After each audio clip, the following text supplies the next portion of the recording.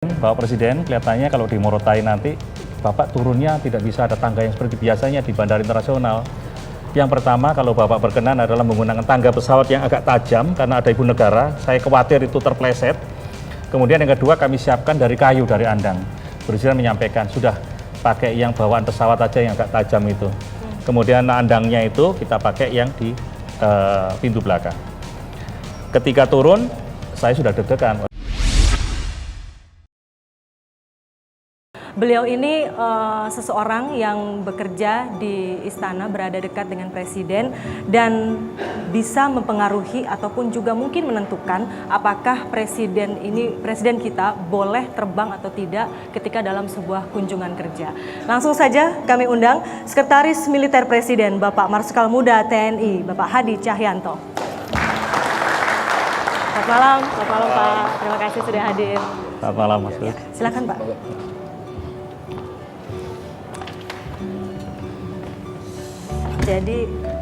Jadi Bapak mungkin sebagai gambaran dulu di awal untuk publik dan untuk kita juga di sini, tugas utama Sekretaris Militer Presiden itu apa Pak?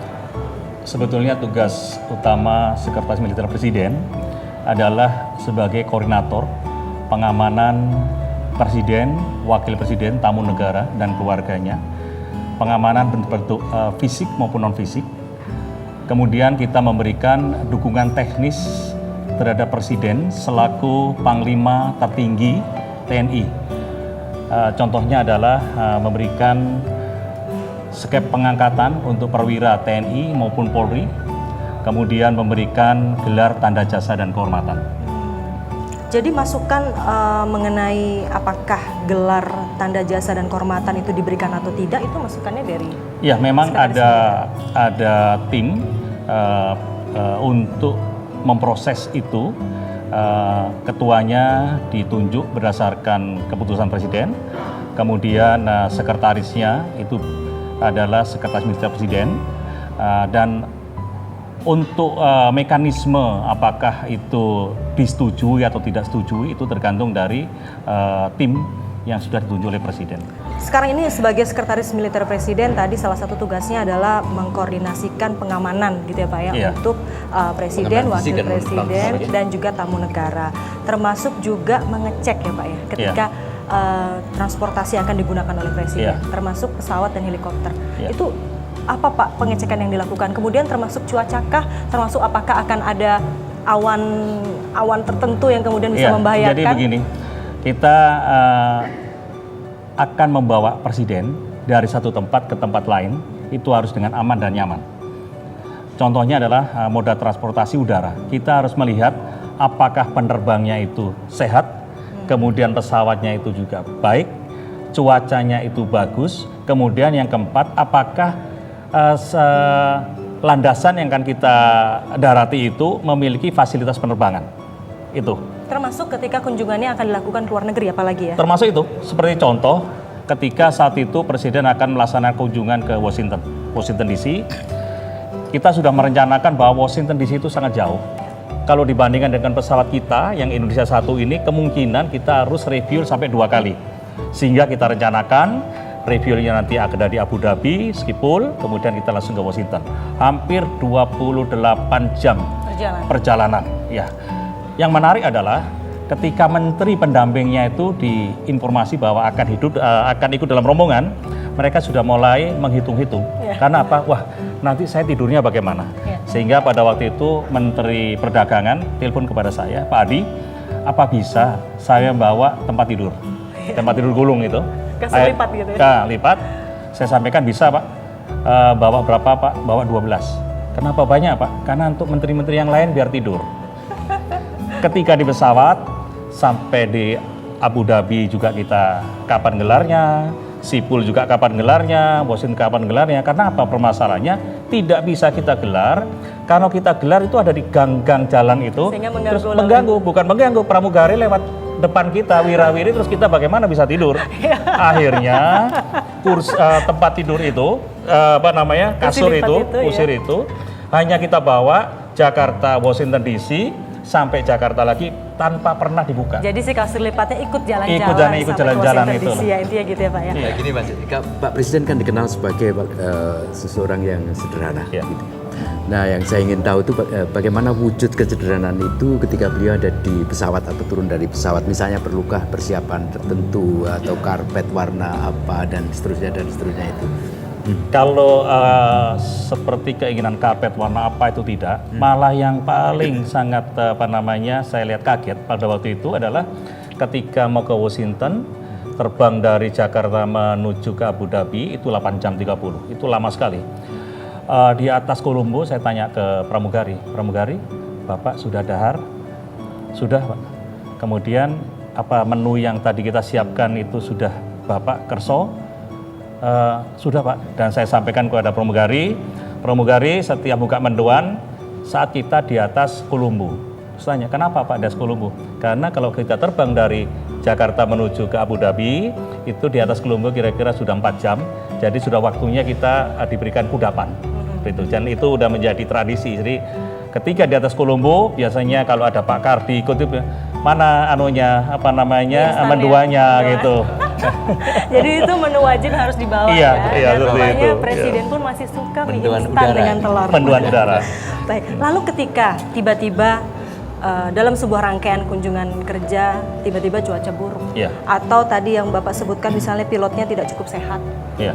sehingga akan mengganggu jalannya penerbangan. Bagaimana Iya. cara Bapak untuk meyakinkan Presiden bahwa Pak Presiden ini saatnya tidak tepat untuk kita terbang? Ya, seperti yang disampaikan oleh Pak Pram tadi, bahwa kita pernah ke Rimbili.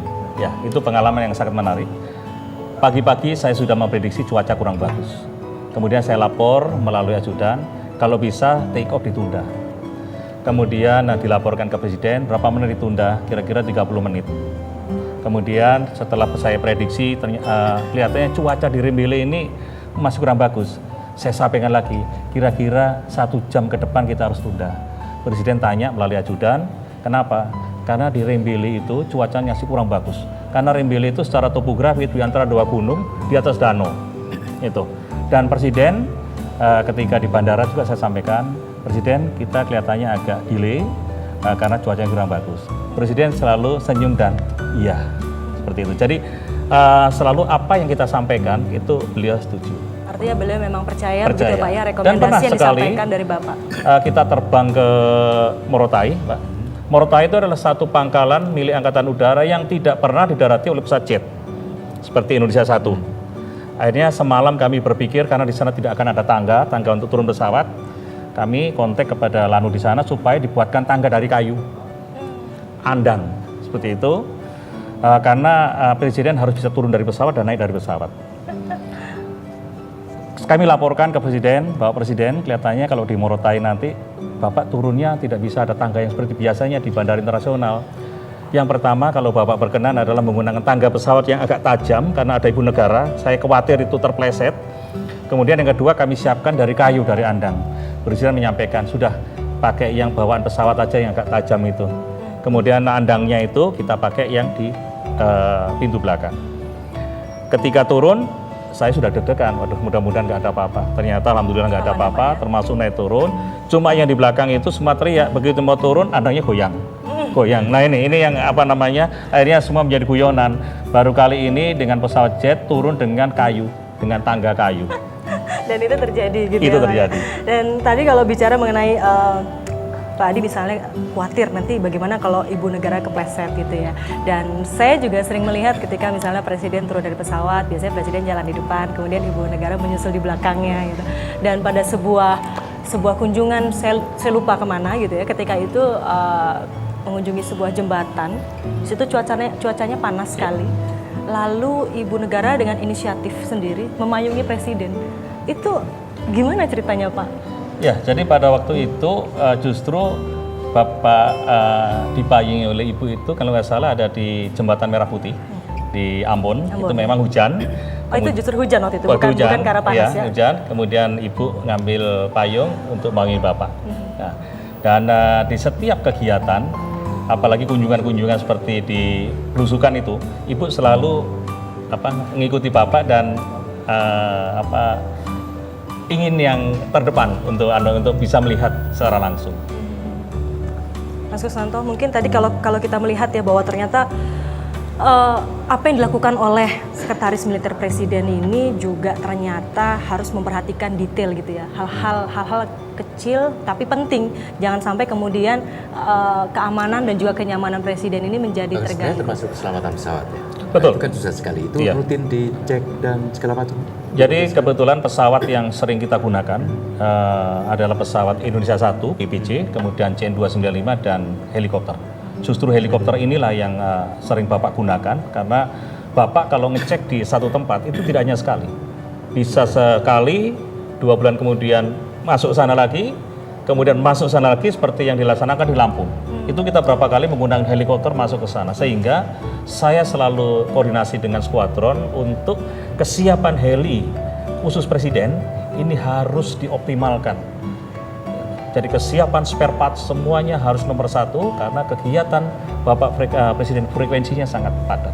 Jadi maintenance dan juga keamanan ini Iya. selalu dipastikan Dan aman. saya ya, juga Pak? selalu memperhitungkan begini, ketika kita berkunjung, kita harus menghitung apabila di sana di tempat tujuan itu ada landasan, maka kita menggunakan pesawat yang lebih cepat, contohnya 295. Tapi kalau tidak ada landasan, kemudian waktunya agak panjang, selalu akan saya sarankan tetap mencari landasan terdekat, karena saya tidak ingin Presiden naik helikopter lebih dari 1 jam, karena bosan. Terus samping sempit dan pesawat itu terbangnya rendah. Persyaratan heli tidak boleh masuk awan, sehingga banyak pertimbangan yang saya harus berhitung, sehingga selalu kita menyarankan heli atau CN itu biasanya dari Sesmil. Termasuk juga memikirkan jalur alternatif apa yang harus dilakukan ataupun dilalui ketika tiba-tiba awannya ataupun cuaca tidak memungkinkan, seperti ketika waktu terjadi kebakaran hutan di Sumatera ya. Ya. Kalau saya tidak salah Ya. itu Presiden kemudian harus melalui jalan darat, berubah skenario dari yang seharusnya menaiki pesawat begitu ya Pak ya. Betul. Jadi pada waktu itu malah itu adalah penerbangan dari Washington ke rencana pulang ke Jakarta, dari Washington kita langsung ke Palembang. Dari Palembang harusnya kita menggunakan helikopter ke Kayu Agung atau apa itu, kemudian kita akhirnya menggunakan jalan darat. Baik.